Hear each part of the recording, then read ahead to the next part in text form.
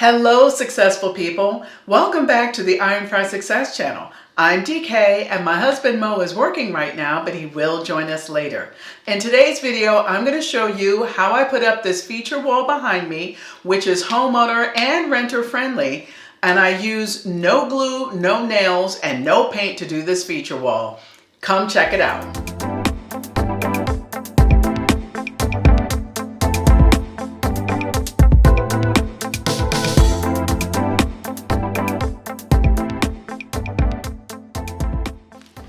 To achieve the two-tone feature wall look without using paint, glue, or nails, the first thing I did was order some of this peel and stick wallpaper from Amazon. I have not used this particular wallpaper before. The reviews said it holds and sticks to the wall pretty well, and I'm hoping that it actually works for me because we have textured walls here in Texas. When we lived on the East Coast, all the walls were flat. And I used to use peel and stick wallpaper all the time, but I'm going to see if this works here because this is going to take the place of the paint. And next, in order to get that two-tone feature wall look, I bought these wall panels also from Amazon. Now, I've seen a product like this also in Home Depot. I bought them this big because I wanted to use as few as possible to cover the space on the wall. I decided to do this in my office because the wall behind me when I'm working, I don't think it's that big, and I figured it's a good way for me to experiment to see if I can get this two-tone feature wall look, and it'll be a nice backdrop whenever I'm on a video call.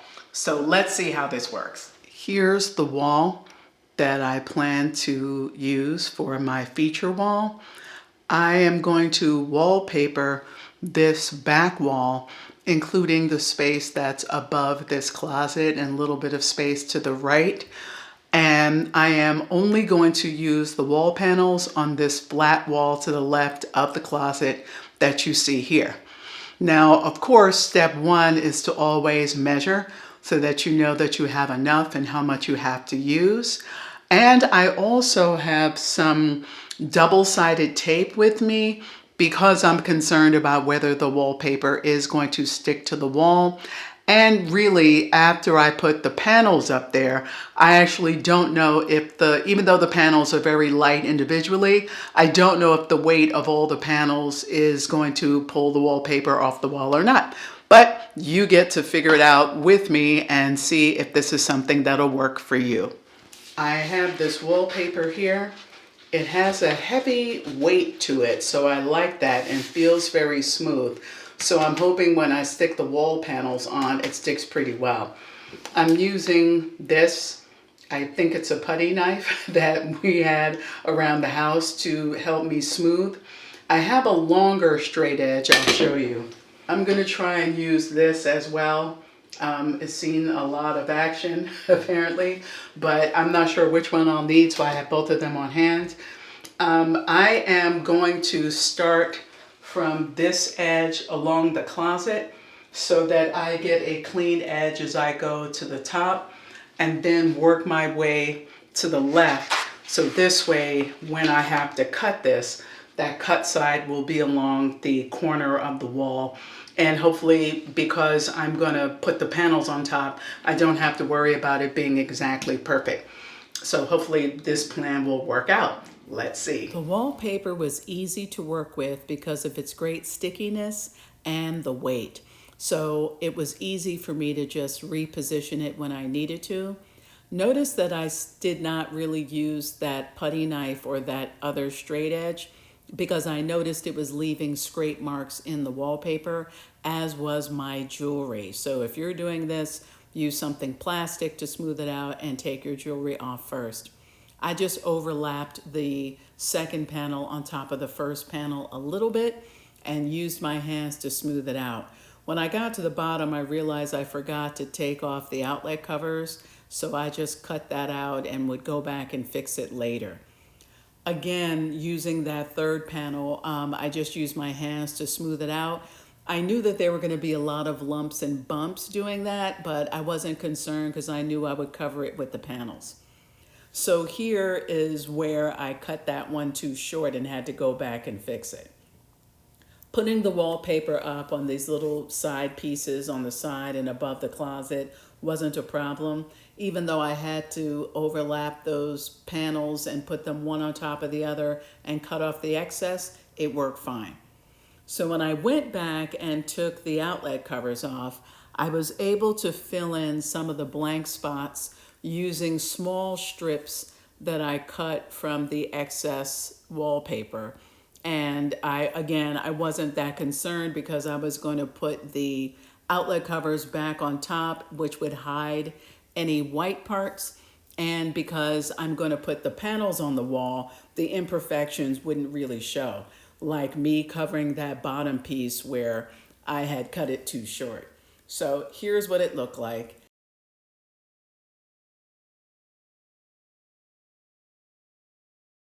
Here's the panel and the double-sided tape I'm going to use to put them up. Now this part was pretty easy. When you do this, put the double-sided tape on the back of the panel first, peel off the light plastic and stick it to the wall. Now the hard part was cutting the left side, and we'll show you now. We're going to show you how we cut these panels to make them fit when there wasn't enough room for a whole panel. Now I have to say that this was one of the most time-consuming parts of doing this project. It wasn't exactly easy, but it wasn't really that hard either. These panels are made out of a dense PVC. It's not a thin plastic, but you see how it is still pliable. So we cut it using the straight edge. And the first time that I made the cut, it was measured using this straight edge because the amount of space we were cutting off is about that wide. But once we did the first one, then we stopped using that and just used the piece we cut off kind of as a template. So I'm gonna film and show you how this is cut while Mo does the cuts. Okay, let me come, okay, you're gonna go that way. I'll stay here. So Mo is scoring the PVC panel using the utility knife.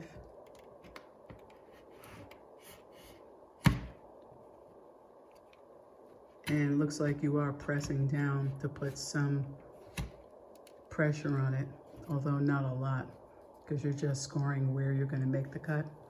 Correct, yeah, just a little bit.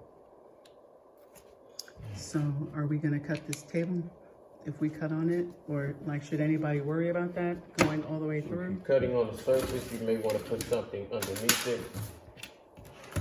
I'm just going to be using this piece of cardboard here so that I'm not cutting into the table. And of course, if you're doing this on a like work table, workbench or something, you don't have to worry about that. But if you don't have a workbench, just a table and a piece of cardboard will get it done. So you're pressing down as you cut I'm into just starting from the edge, and I'm going down and sort of at an angle. So I'm going in and then cutting down just enough to get it to, and that one snapped on its own. Perfect. And I'll do the same thing here. I just need to make sure I find the end of where I scored it, and I keep coming back to the very edge. You got to be patient with this process so that you don't snap it too soon. Yeah, what's interesting is when I looked up online, what could you use to cut this with? And the straight edge utility knife was listed as one of those things. And the way it was described is you just score it and snap it and, that's it. But it looks like there is some amount of pressure you have to cut down into this. I did, I think, 1 or 2 cuts. I found it challenging, but not incredibly difficult. But just time consuming because you can't just saw right through it. I will say that after I get so far, so deep, it does sort of snap on its own, as you just heard that. but it didn't snap all the way through, all the way across. But once I got the cut deep enough, it just snaps on its own.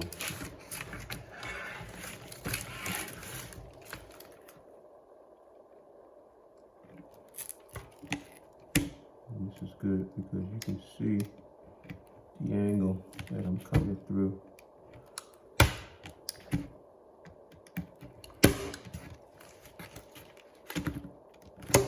That piece snapped pretty clean there.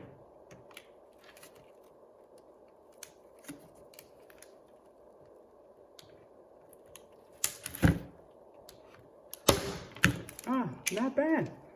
So now that you snapped it off, you've been using that sandpaper to clean up the edges. Just a little bit. And what's great is that this cut edge is going to go against the wall. So if there are some slight imperfections, it's not a big deal because you really won't be able to see that anyway. And so now we'll show the finished result after the cut pieces are put on the wall. These cut pieces snapped into place perfectly. Now you can still see some of the lumps and bumps, but I don't think it's that bad for my first time. Next time if I do this, I would definitely have a smoothing tool that was plastic or somehow made out of something that wouldn't nick or scrape the wallpaper as I'm smoothing. Another thing to know about these wall panels, and I'll put these products in the description box below, but these are also paintable. They have a feel to it like primed wood, so that if I were to not have used this wallpaper and wanted to paint over this, I could have put these up and then spray painted over the whole thing, giving it that smooth, uniform feature wall look that you see in model homes. Now, getting it around these outlet covers was a challenge, but you'll see, I think we did a pretty decent job of cutting around it and putting the pattern back together. These wall panels also come in various sizes, so it's possible that if I used a smaller size, I may have been able to put the pattern together around the outlet covers in a way that didn't require any cutting. But I picked this big size because I wanted to buy less panels and have less to work with. But now that I realize how easy it is to put this up, I might try this in another location, but using some of the smaller panels that they sell. If you don't want to see the little separation lines between the panels, you can try doing what I did and using some type of putty. I use this Drydex, which goes on pink and dries up white. And I wiped off the excess with a damp paper towel because I'm not going to do any sanding or anything as if I was going to paint it. But I just experimented on this little piece here because I wanted to see how would this look when it dries. And I'll show you, I think it worked pretty well in disguising those joint spaces in between the panels. And I'm going to go back and finish the rest of the wall with that. Oh wow, you really did a great job with this wall. Thank you. Thank you for joining us, and I hope you got some good information if you should try to do one of these kinds of feature walls in your home. Please subscribe for more content about new home construction and model home tours in and around San Antonio. And continue to follow us as we continue to turn our new construction house into a home. And as always, until next time, be peaceful, stay prayerful, and count your blessings.